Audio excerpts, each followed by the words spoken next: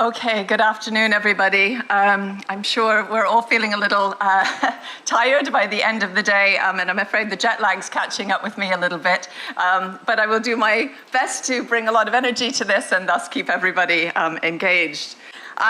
So some of you may know my earlier work, which was actually based on my PhD research. It focused in particular on the princely state of Bhopal in central India. And it traced in particular how the last Begum of Bhopal, of four who ruled the state through the 19th and 20th centuries, not only gained a reputation as a very effective administrator of her own state, but also provided very important leadership and patronage to activities and institutions connected with socio-religious reform movements across India. So, I've got slides now.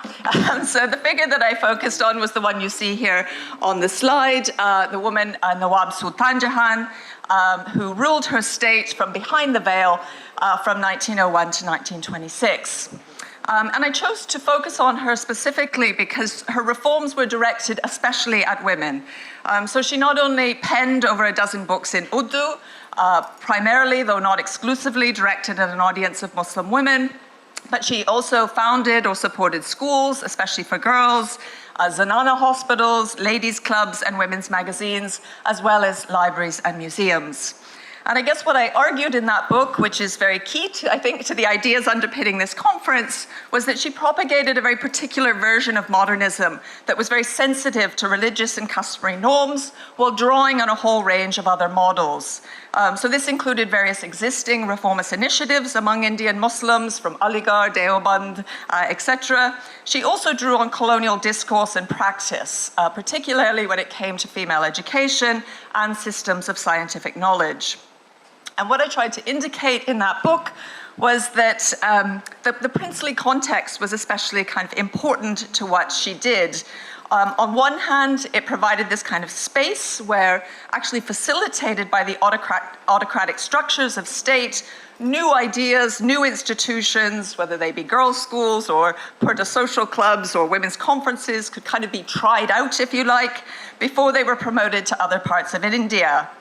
And on the other, I suggested that the kind of semi-autonomy inherent to the system of subsidiary alliance meant that there was sort of more possibility for negotiation with the various models from which she drew, to the point that even when she drew on colonial models, they were so thoroughly and creatively adapted to local requirements that they almost seemed to be entirely rooted in her context and indeed not foreign at all.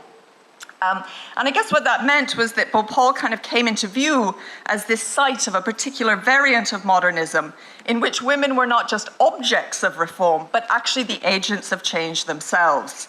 And I argued that this really challenged the image of princely India as this kind of anachronistic backwater, but it also challenged the idea of individual principalities fulfilling some kind of colonial construction of the model state on a British blueprint. She was promoting something quite different. Of course, this approach, I've just given some other things that were kind of happening concurrently and after in relation to other princely states, both individually as a whole, to show that the work I was doing was very much kind of rooted in a range of other contexts, and of course has been taken forward as well by Razak's wonderful work on Rampur, which we're going to hear about in the next paper.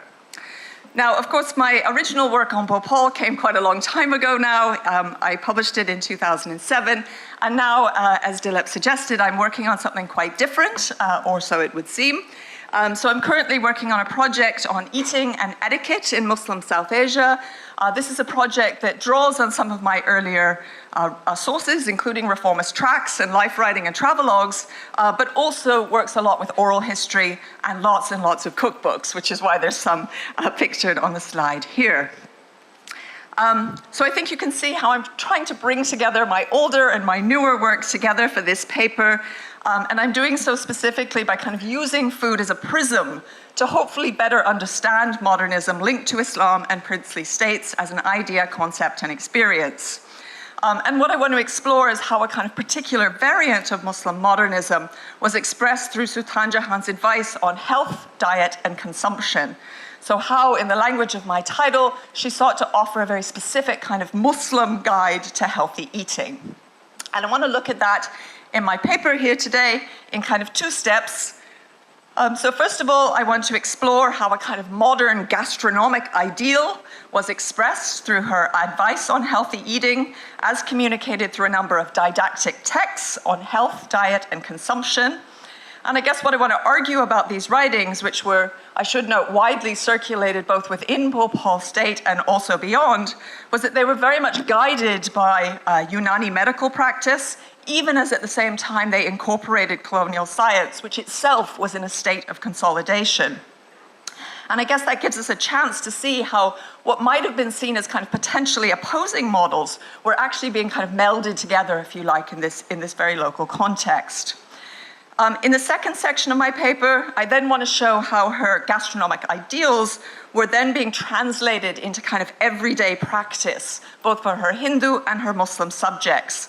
And I'm going to focus on three ways, particularly through educational curricula, secondly through public events, and thirdly through a cookbook.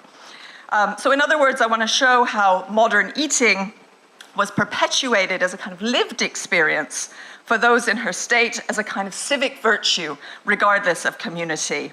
And I think we can see this especially in terms of how healthy eating was connected to an idea of crafting useful citizens. So that's the overview.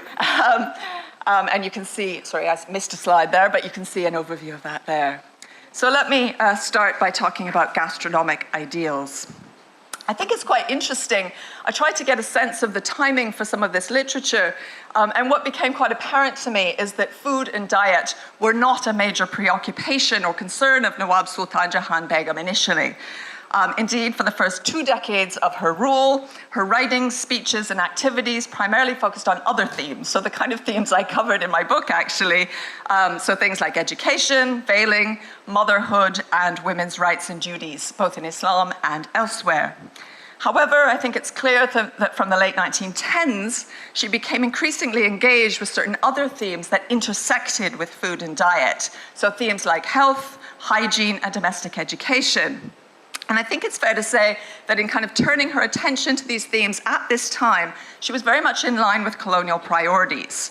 So, for example, the colonial state's intention to bring Western biomedicine to Indian women through institutions like the Dufferin Fund, but she also sought to really handle them in a way, I think, that was consciously sensitive to what she saw as Islamic sensibilities.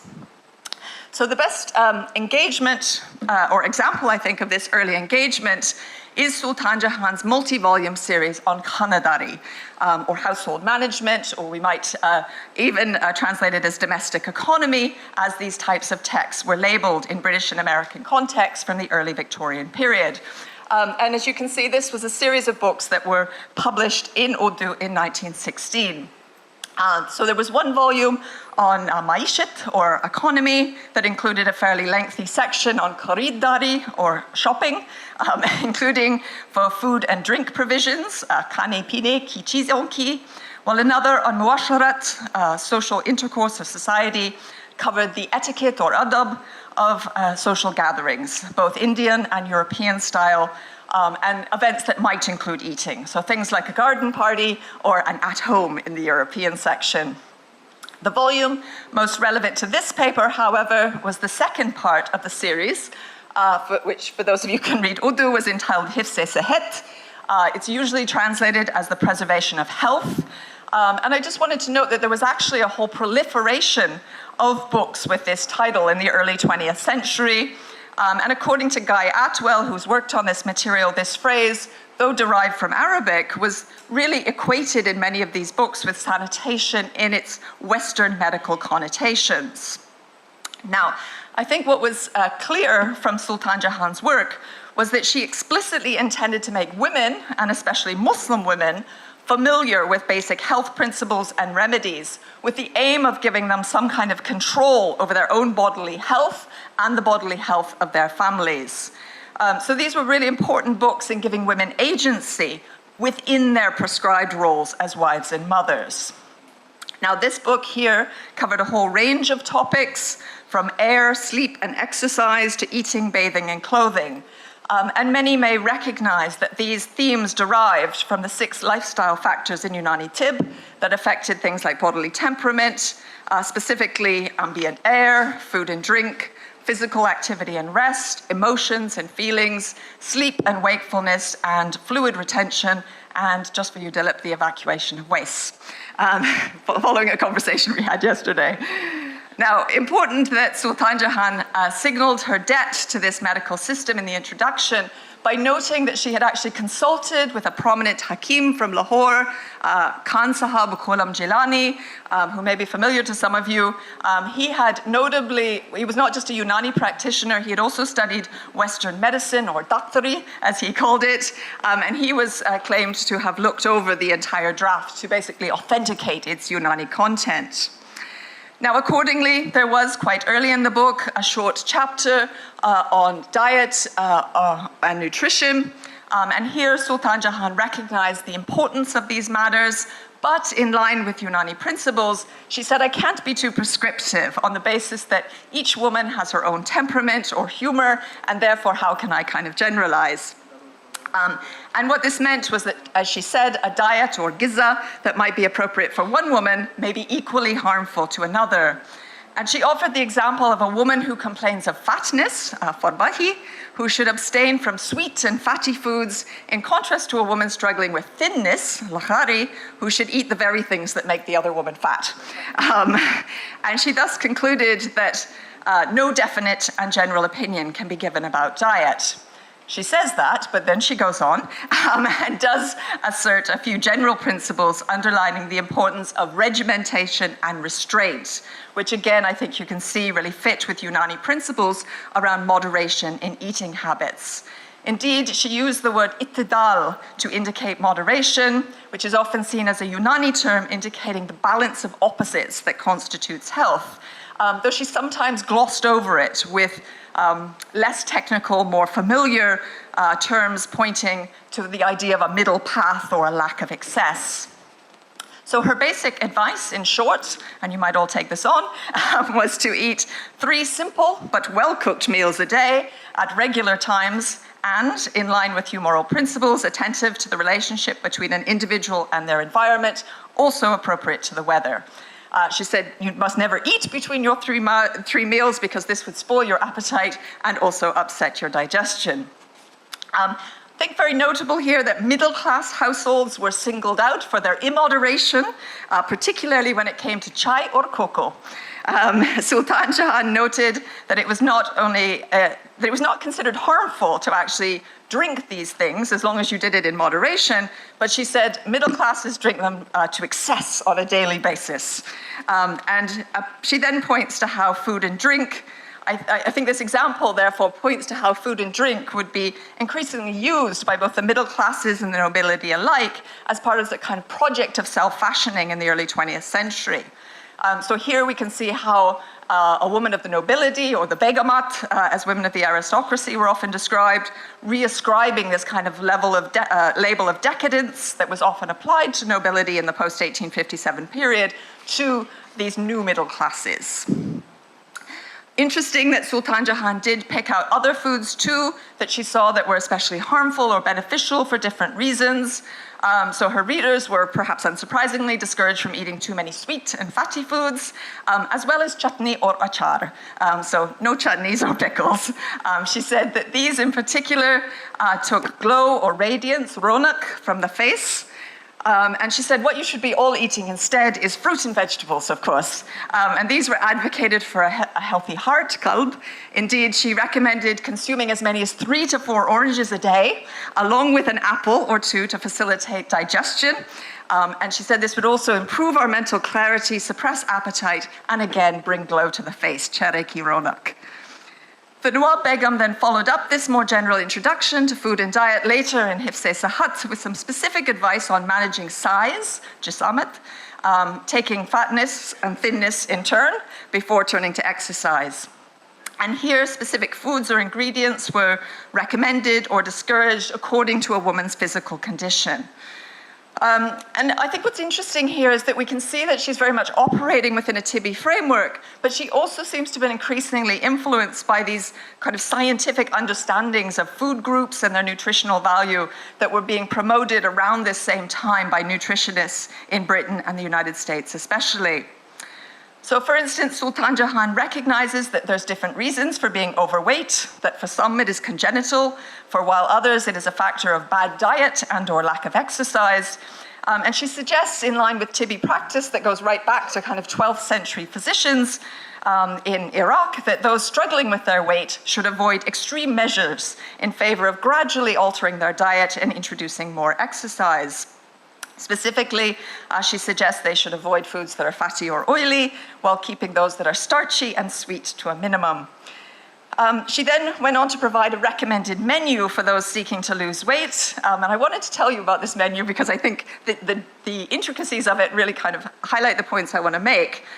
So first of all, she says everybody should take what we would now probably call a low-fat meat option.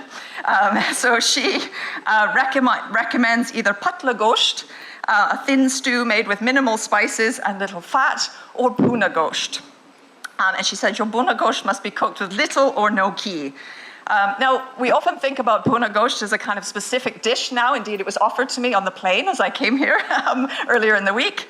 But of course, bhuna refers specifically to a cooking method by which meat is roasted or broiled in its own juices. And interestingly, it was often used by contemporaneous authors, quite contemptuously, I might add, to describe English meat preparations. So I think there's a likelihood that that's what she's talking about. As if to add insult to injury, Sultan Jahan dictated that these low-fat stews should have the following in accompaniment. So no roti and no naan. Instead, she said they should be accompanied by either toast, i.e. toast, or double roti, which was a term used for British-style sandwich bread. She said it should be spread only with a little butter and served with a few vegetables, takariya, some stewed fruit, uble hue pal, and weak tea, halki chai. Though her dietary regime may have been rooted in Unani philosophy, I think this whole meal sounded rather suspiciously similar to what was being advocated in home management manuals as a healthy meal for, say, a British family around the same time. And actually, Sultan Jahan had traveled to Britain in 1911 ostensibly to attend the king's coronation, but also to acquire knowledge related to, and I quote, the education and advancement of women. So I think we might conjecture, I haven't got any proof of this, that she may have returned to India with a copy of some kind of text of this sort that influenced her ideas. So I think from this example, we can see clearly how in articulating ideal for healthy eating, Sultan Jahan was kind of consciously operating with a cultural framework identified with Indian Muslims, particularly the prescriptions of Unani medicine with its emphasis on preventative health and moderation, but still kind of engaging with so-called Western ideas about diet and also Western products that were circulating in a colonial milieu. And we see how she's sort of melding them together into her own idea of a nutritious modern diet over which women themselves had agency. Now, this is one book that I've been looking at. Another book I wanted to just quickly draw your attention to, as I know I don't have too much time, was a book called Darz-e-Hayat, The Cycle of Life, which is undated, but it refers back to Kanadari, so I think it clearly must have come after, I think sometime around 1920. And what's clear is that this book is far more detailed and prescriptive when it came to diet. So there's multiple sections here detailing the process of digestion and food's impact on the body. And then there's a very lengthy sixth chapter, which I've indicated here, on dietary precautions, Gizakiyatiyat. And here she covers everything from why we eat to what, when, and how we should eat, not just in kind of general terms, but also in terms of specific menus for morning, lunchtime, and evening food for those with different health complaints. So she says, for example, those with what the English call anemia should eat lots of eggs and bakri ka gosht, plus plenty of bhaji saag and milk. Similarly, I've given you here just one of her translated, obviously, menu given for invalids with complaints of indigestion.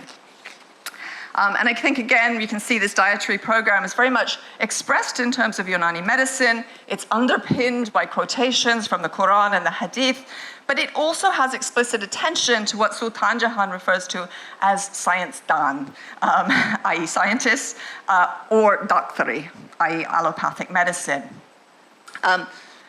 And I've just given you here one page from the text in which you can, if you read Urdu, you can see that there's certain sort of scientific words that are being transliterated into Urdu, and then they're then being followed by English texts, often spelled incorrectly, with a kind of Urdu gloss. So you can see here how the term nitrogenous is given in Urdu, then rather oddly in an English script.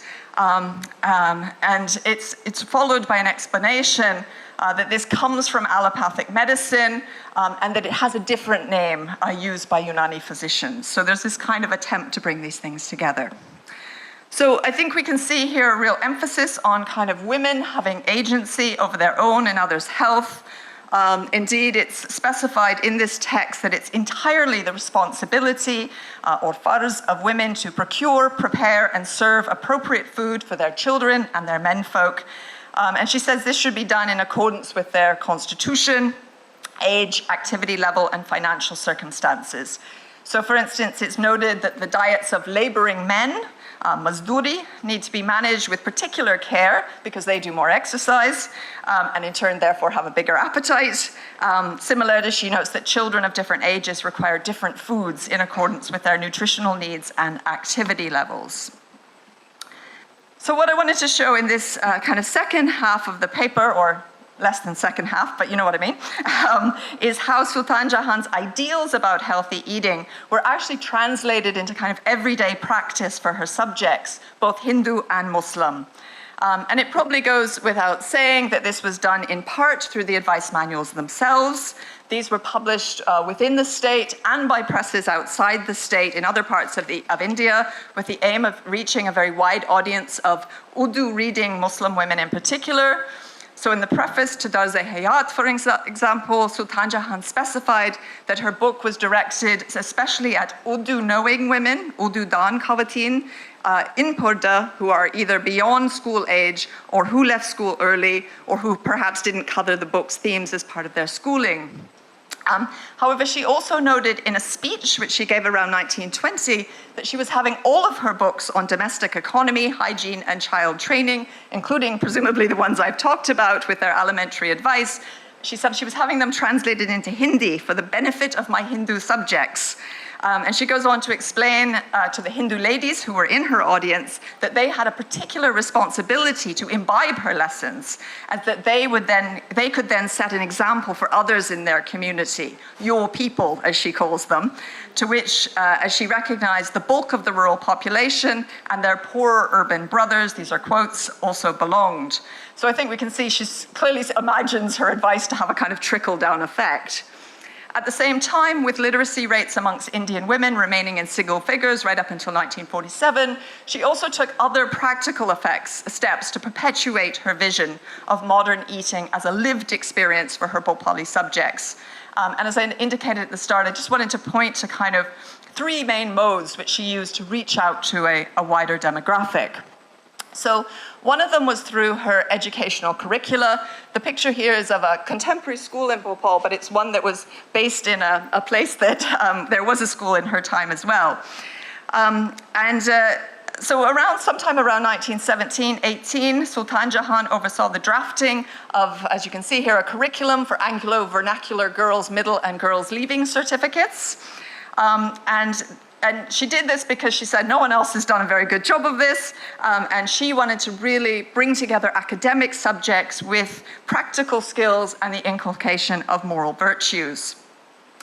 Quite interesting, I think, that at the lower levels of education, there wasn't much mention, actually, of food, cooking, or diet, in contrast to very detailed and increasingly complex lessons on sewing and needlecraft. Indeed, there was just a single theme related to food each year under moral lessons, which again tended to emphasize the qualities of moderation, self-restraint, and temperance when it came to eating and drinking, that of course were also core to the Tibi principles that underpinned her books published just a year before. However, in the Leaving Certificate 2-year course, there was not only topics on digestion, liver function, and more waste and excretion as part of the module on human physiology, again reflecting core Unani principles, but there was also a separate module which was called The Cook in the Kitchen, And this covered a whole range of topics, including cooking apparatus and utensils, the choice, preparation, and storage of different types of food, including English ways of cooking and vegetarian cooking. These were specifically mentioned. There was also things on English and Indian table manners and the basics of nutrition. So I think we can see how this kind of educational program was really part of crafting what we might call a new Indian woman who still fulfilled her customary roles of wife and mother, but she was inculcated with this new kind of more professional, more scientific approach to kitchen management, cooking, and diet that would really enable her and her family to experience modernity through what she ate. As I indicated, there was two other ways that she sought to spread her vision. One was through kind of events and activities. So there was a ladies' club in Bhopal, founded in 1909. This had a pretty elite membership generally, but it had these gala events every few years, which were said to reach as many as 1,100 women of all classes and communities. And I'll skip over this rather quickly, but there was quite a lot of lectures here that were on hygiene, on cooking, on eating. And there was also, as part of this club, what she called a school for mothers, where they taught things according to the St. John's Ambulance curriculum, including things around sanitation, around food, around scurvy, and around other kind of food-related items. So that was another way that she sort of sought to spread the message. And then the third one, as I mentioned before, was through a cookbook called Matbaq King George, commissioned by Sultan Jahan for publication in 1921. And I've loved working with this text because it includes the most surprising array of British and American recipes, from everything for breads, puddings, cakes, and sweets, so not everything that healthy, to soups, stocks, sandwiches, salads and dressings, sauces and stews, a multitude of other meat dishes, and to finish, pickles and jam. And you can see here you've got a bit of an index covering sandwiches and salads just to give a kind of flavor of this.